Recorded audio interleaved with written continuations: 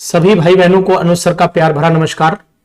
जैसा कि मैंने बोला था कि आपको मैं लगातार ये वीडियोस देता रहूंगा और मैंने स्टार्ट कर दिया, मैंने आपको इंफॉर्मेशन भी डाली है कि हम लोग अब चैप्टर वाइज टॉपिक वाइज जो पीजीटी का सिलेबस है उस पीजीटी के सिलेबस के अकॉर्डिंग हम लोग आपसे डिस्कशन करते चलेंगे। चैप्टर को प्रॉपर तरीके से चलेंगे, टेस्ट सीरीज लेकर के चलेंगे, तो इसलिए आप एक एक लाइन के साथ मुझे फॉलो करते रहिएगा। मैं आपके पीजीटी सिलेक्शन तक का पाथ, पीजीटी सिलेक्शन तक की दूरी तय करवाऊंगा और इसीलिए मैं सबसे पहला टॉपिक लेकर के आया हूं, मोल concept and equivalent concept. Mole concept में क्या क्या इंपॉर्टेंट पॉइंट्स है यही बताऊंगा और उसके बाद अगली टेस्ट में आपको मैं क्वेश्चंस कराऊंगा। ये पैटर्न रहेगा मेरा। अगर आप इसे फॉलो कर पाएंगे और आप लगातार मेरे रिटन हैंड रिटन नोट्स के साथ में रहेंगे तो आपकी तैयारी भरपूर हो जाएगी। तो एवोगैड्रो नंबर से मैं बात कर रहा हूं। एवोगैड्रो नंबर को आप अच्छे से जानते हैं, ये 6.022 इंटू 10⁻23 होता है और जो 1 मोल के बराबर होता है ये ग्रुप होता है एटम का, आयंस का, मॉलिक्यूल्स का, पार्टिकल्स का। अगर कहीं पर भी 1 मोल दे दिया जाए तो 1 मोल का मीनिंग हो जाता है कि या तो 22.4 लीटर हो जाएगा या फिर 22,400 ml हो जाएगा और या फिर जो है वो मान लीजिए कि ये एटॉमिक, अगर एटम है तो एटॉमिक मास के बराबर होगा, यानी एटॉमिक मास ऑफ एटम, भाई एटम का ही तो एटॉमिक मास होगा। और मॉलिक्यूल है तो मॉलिक्यूलर मास, तो मॉलिक्यूल की बात कर लूंगा मैं और ये वैल्यू होती है 6.022 इंटू 10⁻23। अब यहां पर अगर आपसे कहा जाए कि मेरे पास 6.022 इंटू 10⁻23 है एटम्स है, तो इसका मतलब है उन एटम्स का अगर गैस की फॉर्म में तो वॉल्यूम 22.4 लीटर होगा, उनका एटम के फॉर्म में तो एटॉमिक मास के बराबर होगा, मॉलिक्यूल है तो मॉलिक्यूलर मास के बराबर होगा एंड सो ऑन। ये कंसेप्ट मैंने आपको बता दिया है, तो इसको आप इजीली अच्छे ढंग से आप अपने ड्रॉ कर लीजिए, चाहे तो इसका स्क्रीनशॉट ले लीजिए, आपको अनुसार याद रहेंगे और ये आपके लिए बहुत ही यूजफुल होगा। इस चार्ट को कॉपी पर बना लीजिएगा।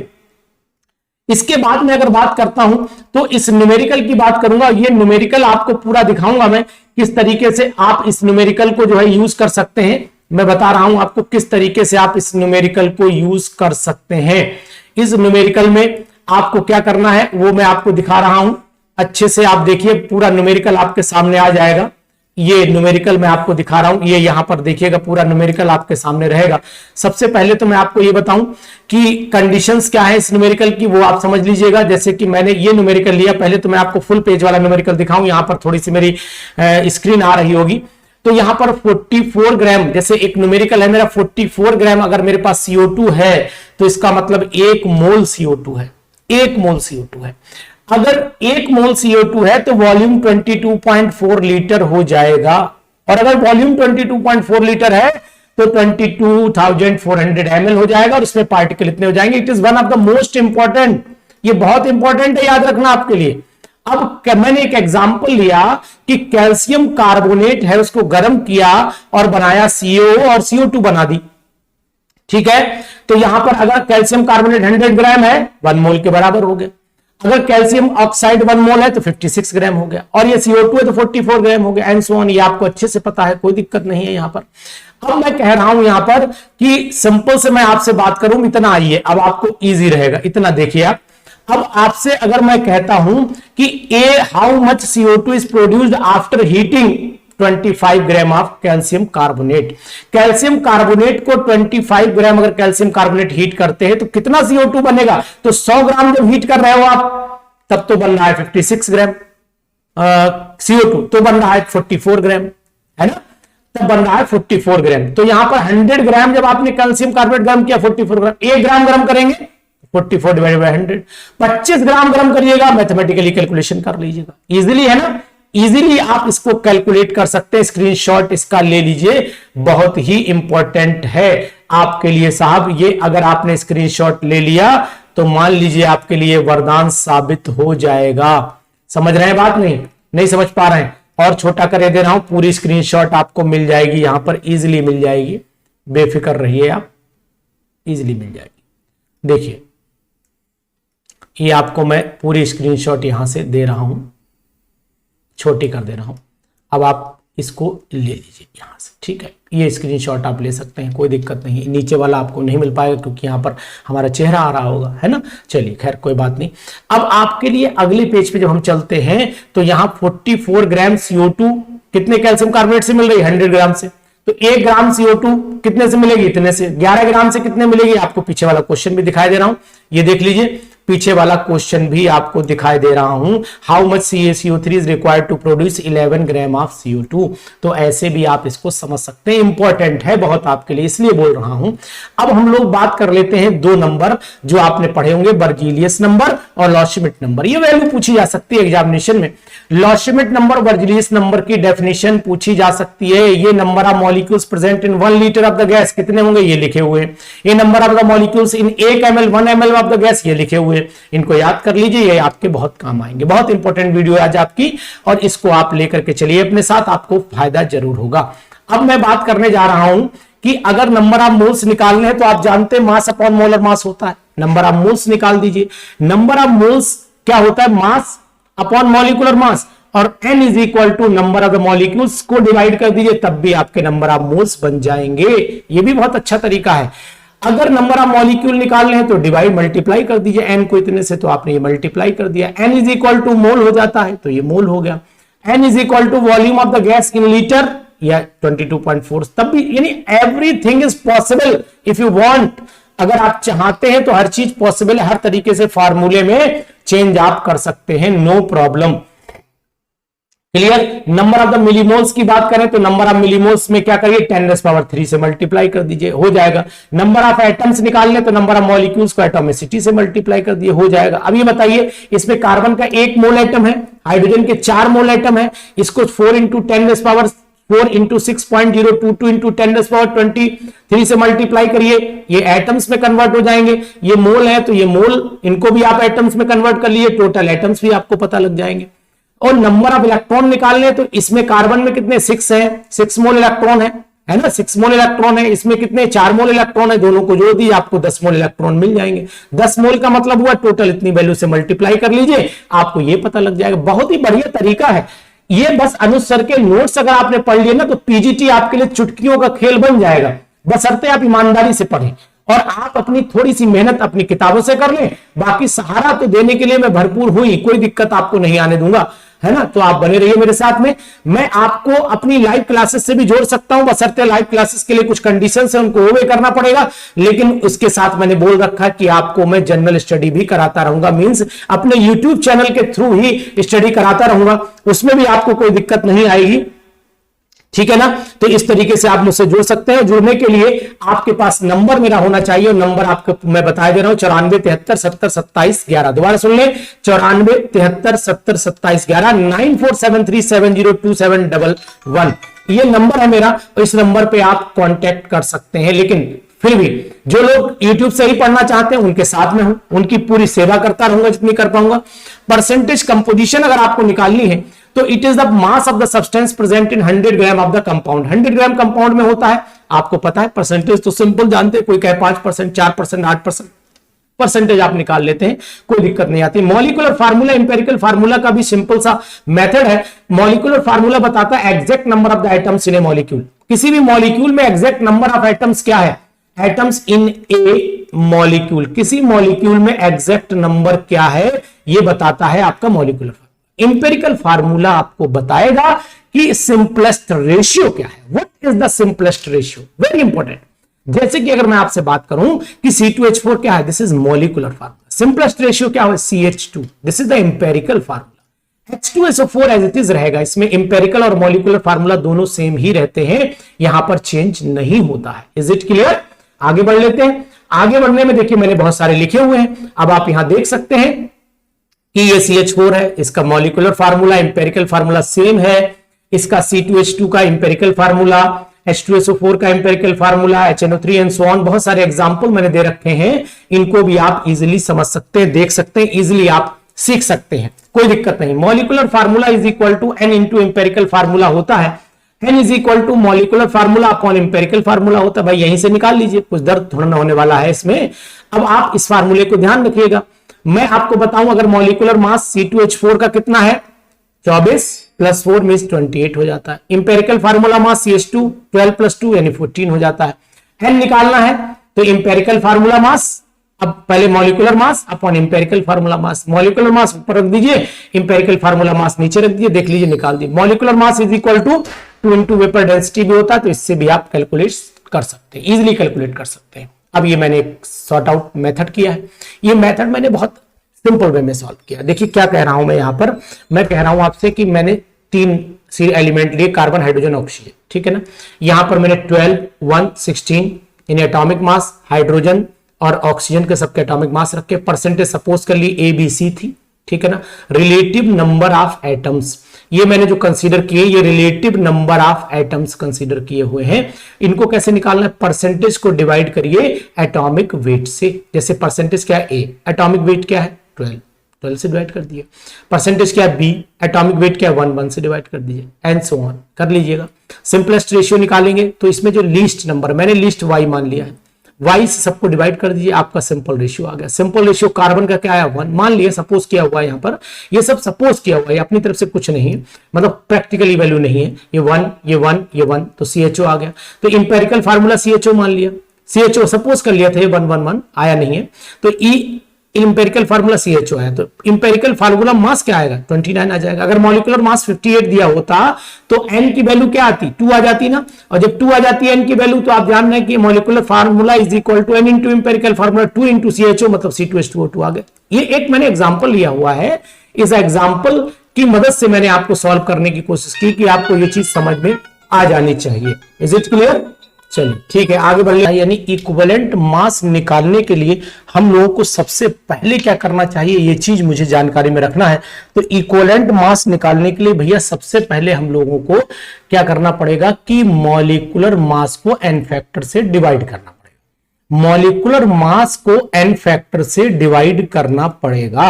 अब ये n फैक्टर क्या होता है ये भी मैं आपको बता दे रहा हूं। n फैक्टर या तो वैलेंसी हो सकता है, number of the ionizable H positive हो सकते हैं, number of the ionizable OH negative हो सकते हैं, लॉस और gain of electron during the redox reaction हो सकता है, या फिर मैग्नीट्यूड ऑफ चार्ज हो सकता है। ये सब चीजें n फैक्टर में आती हैं।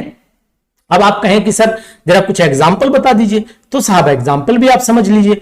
इक्विवेलेंट मास ऑफ H2SO4 है तो मॉलिक्यूलर मास 98 हुआ, और रिलीज होने वाले इसमें H पॉजिटिव आयन 2 है, डिवाइड कर दीजिए, इक्विवेलेंट मास आ जाएगा। इसी तरीके से HNO3 निकाल सकते हो, इसमें एक H से डिवाइड करना है क्योंकि ये एक ही आयनाइजेबल H है, इसमें एक H है, इसमें भी एक ही से डिवाइड करना है।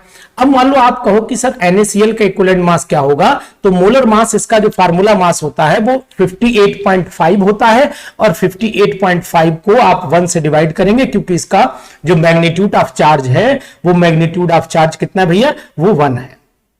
अब इसके बाद क्या करना है, ऐसे K2SO4 निकाल लो एंड सो ऑन, आप चलते रहिए। आपको सब चीजें, इसका स्क्रीनशॉट अगर लेना चाहे तो आप इतने का पहले लीजिए, यहां पर मेरा चेहरा आ रहा होगा तो आप, मैं इसे ऊपर उठाए दे रहा हूं, इतने का ले लीजिए, आपका काम चलता रहेगा, कोई दिक्कत आपको नहीं आने वाली है, ठीक है ना, कोई दिक्कत तो नहीं। चलिए कोई बात नहीं। अब आपको क्या करना है, अगर आप लोग इसके बाद वाले पेज पे पहुंचते तो ये बहुत ही इंपॉर्टेंट है पीजीटी के लिए, देख लीजिएगा क्वेश्चन इस पे आया हुआ है। यानी KMnO4 एसिडिक मीडियम में, बेसिक में, और KMnO4 न्यूट्रल मीडियम में कैसे निकालते, तो 513 नंबर याद रखिएगा।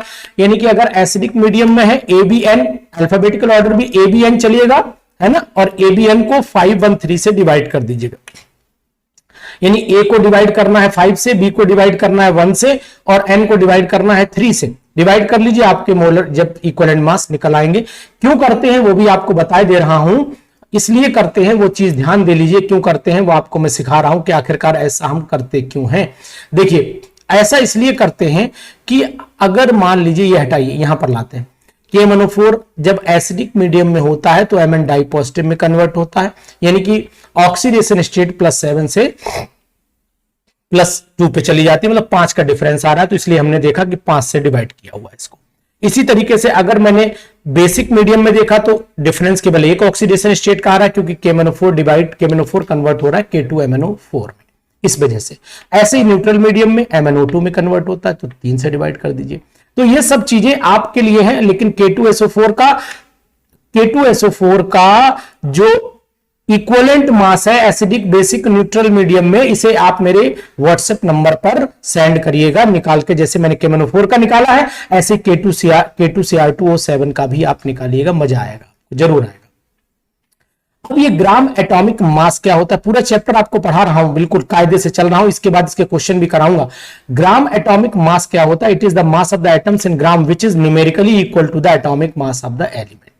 तो ग्राम एटॉमिक मास अगर लेते हैं तो ग्राम एटॉमिक मास जो होता है हमेशा एवोगैड्रो नंबर के बराबर ही होता है, और एवोगैड्रो नंबर आपको ऑलरेडी पता है कि 6.022 इंटू 10⁻23 होता है, इसमें भी कोई आपको तकलीफ नहीं होनी चाहिए। 1 ग्राम एटम अगर लेते हैं तो वो 16 ग्राम के बराबर होता है। ये लाइन बहुत इंपॉर्टेंट है और कंपटीशन के पॉइंट ऑफ व्यू से अगर आप इसे देखेंगे तो ये आपके लिए वरदान साबित होगी, ठीक है। और number of atoms, number of gram atom is equal to mass upon atomic mass होता है, इससे भी निकाल सकते हैं। ये मैंने एक क्वेश्चन सॉल्व करके दिखाया हुआ है कि क्वेश्चन नंबर 1 है calculate the number of gram atoms and number of the gram molecules निकालना है, तो इन 62 ग्राम ऑफ द फास्फोरस। तो फास्फोरस का अगर एटॉमिक नंबर देखें तो यहां पर 31 है ना, 31 हो गया, मतलब सॉरी मास नंबर, और एटॉमिक नंबर 15 होता है, आपको पता है। तो अगर मैं नंबर ऑफ ग्राम एटम निकालूं तो इसका मास कितना है 62, और मोलर मास मतलब एटॉमिक मास 31, तो ये 2 ग्राम एटम आ गया, समझ में आएगा, 2 ग्राम एटम आ गया।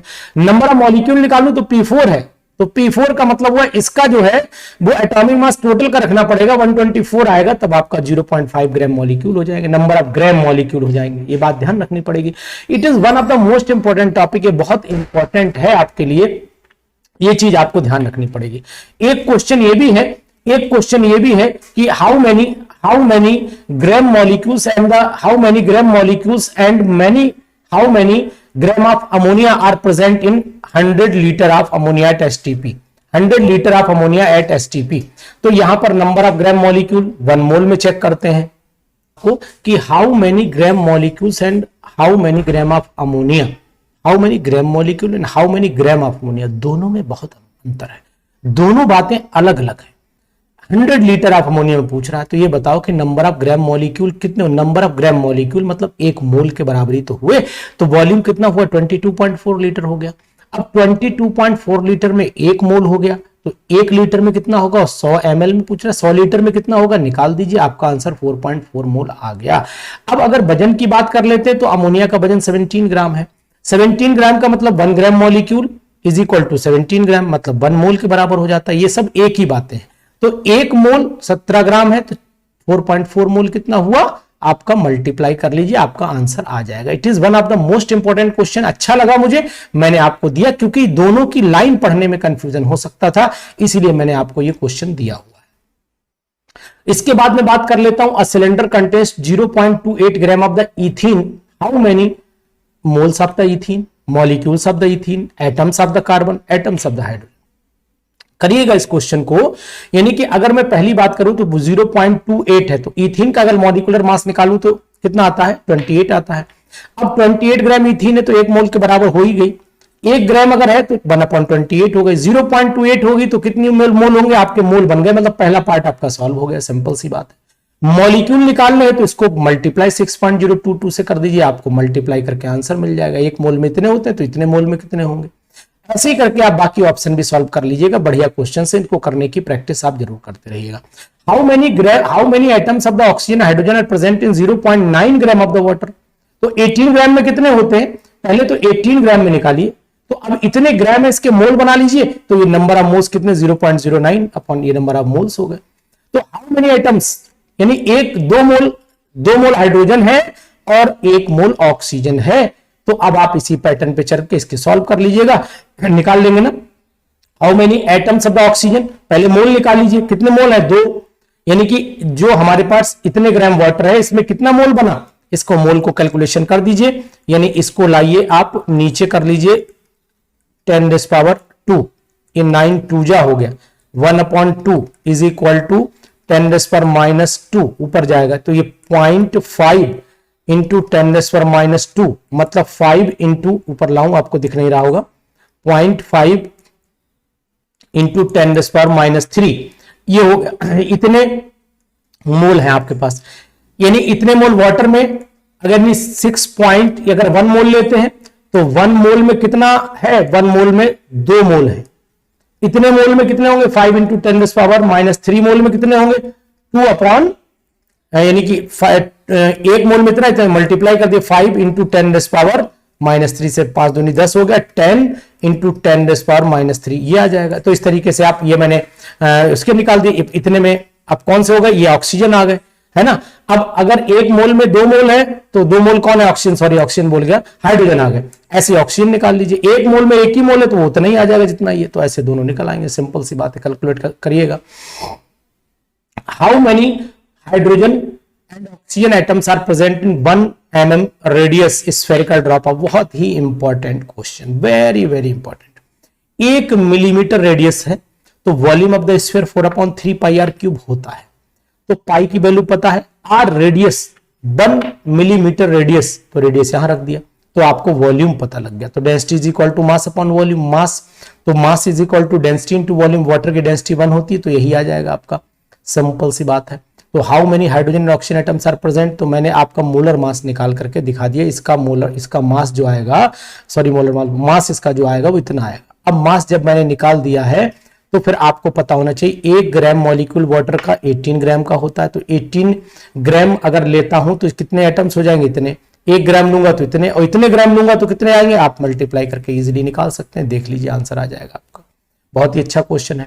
इसके बाद a tetra atomic gas occupies 1.4 litre at 0 degree Celsius temperature and 76 centimetre mercury of the pressure, find the number of the atoms in a gas. ये निकालिएगा, इंपॉर्टेंट क्वेश्चन है, ये आपके लिए मैंने दिया हुआ है, इसीलिए इसको प्रैक्टिस करना है।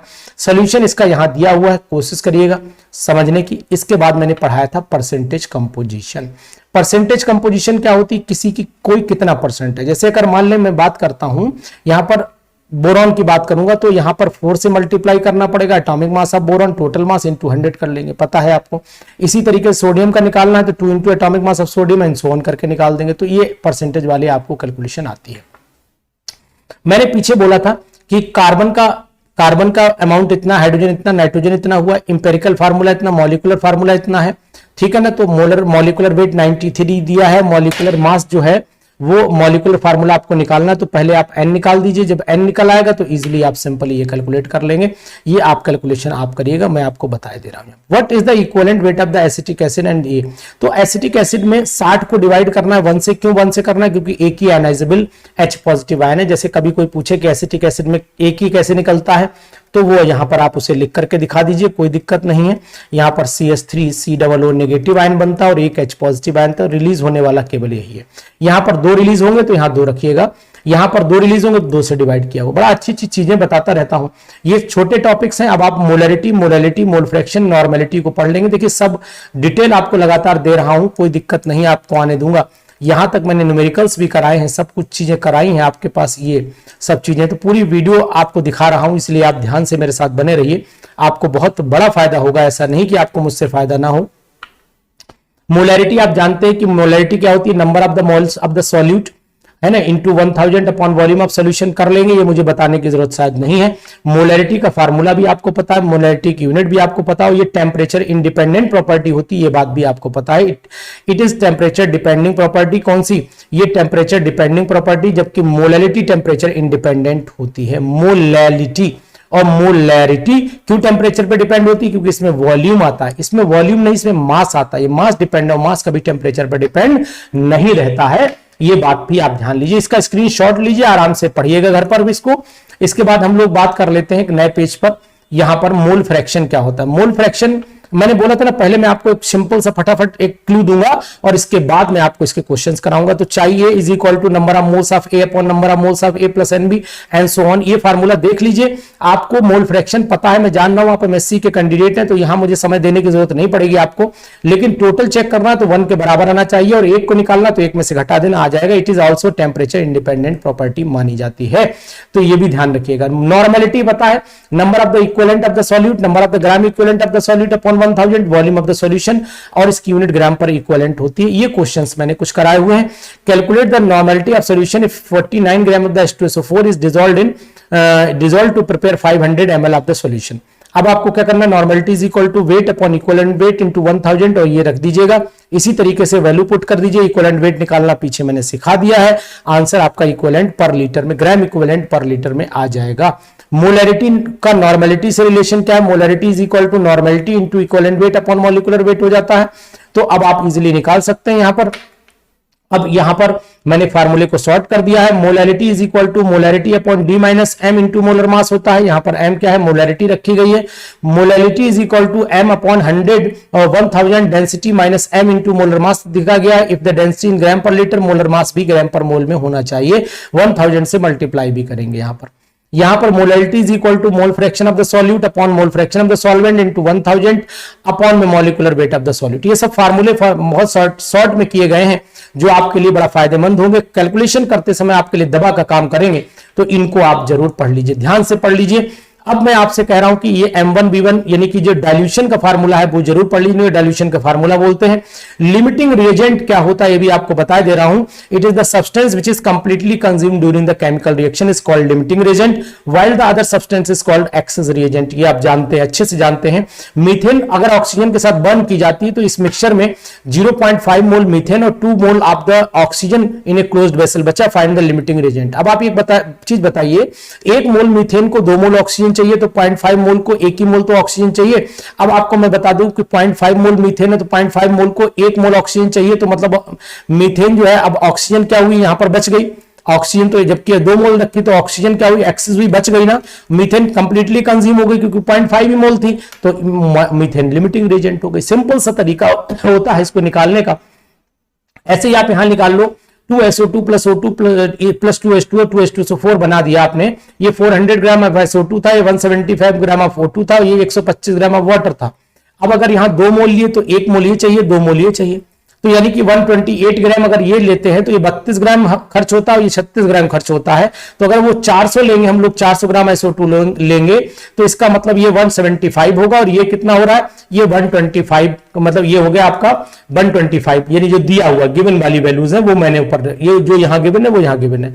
तो इसका मतलब ये हुआ कि ये अगर हम कैलकुलेट करें तो 128 ग्राम को कितना चाहिए, 32 ग्राम। एक को कितना चाहिए, डिवाइड कर दीजिए। 400 को कितना चाहिए, आपने निकाल दिया 112.5। 112.5 चाहिए है और है 128, 112.5 हमें चाहिए है, और इसका मतलब है 112.5 हमें चाहिए और है हमारे पास कितना, ऑक्सीजन निकाला ना। थोड़ा सा यहां पर आपको देखना पड़ेगा कि 128 ग्राम हमें SO2 के लिए 32 ग्राम ऑक्सीजन चाहिए, 32 ग्राम चाहिए, ठीक। तो यहां पर सिंपल सा कहने का मतलब है कि हाँ ये ऑक्सीजन आया 112.5, तो ऑक्सीजन इतना चाहिए, जबकि है कितना हमारे पास, ऑक्सीजन हमारे पास 175 है, तो मतलब ये एक्सेस हो गया। अब ये वाटर कितना है, वाटर भी हमारा फिर एक्सेस हुआ, यही तो लिमिटिंग रिएजेंट में जाएगा, क्योंकि ये हमारे पास में 400 ग्राम है और जबकि हमें ये पूरा कंज्यूम करना है, ये पूरा कंज्यूम हो गया। 400 ग्राम को कंज्यूम करने के लिए हमें इतनी ऑक्सीजन चाहिए थी, तो ये लिमिटिंग रिएजेंट में चला गया। एक बार इसको आप और पढ़िएगा, आपको थोड़ा अगर मन में कोई कंफ्यूजन होगा तो खत्म हो जाएगा।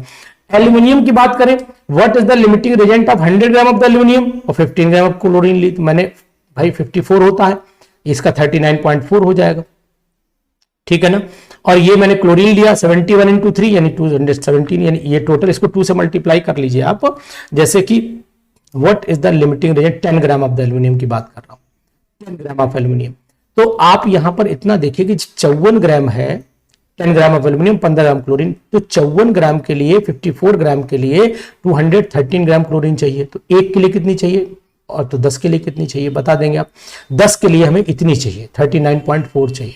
तो 39.4 चाहिए, मतलब 54.5, ये हमारे पास कितनी है, 39.4 चाहिए, और है हमारे पास कितनी, 10 ग्राम है हमारे पास। 10 limiting reagent if 10 gram of the aluminium, तो 10 ग्राम एल्यूमिनियम को कंज्यूम करने के लिए 39.4 ग्राम क्लोरीन चाहिए है हमें। और क्लोरीन हमारे पास कितनी है, क्लोरीन हमारे पास में है इस समय कितनी है, 15 ग्राम है। क्लोरीन 15 ग्राम और चाहिए इतनी, तो इसका मतलब क्लोरीन तो कम हो गई ना, 15 ग्राम क्लोरीन है, चाहिए इतनी तो कम हो गई ना। तो सिंपल सी बात है, क्लोरीन लिमिटिंग हो गई और दूसरा एक्सेस रिएजेंट। तो ऐसे क्वेश्चन जरूर लगाते रहिए आप। ऐसे क्वेश्चन लगाइएगा।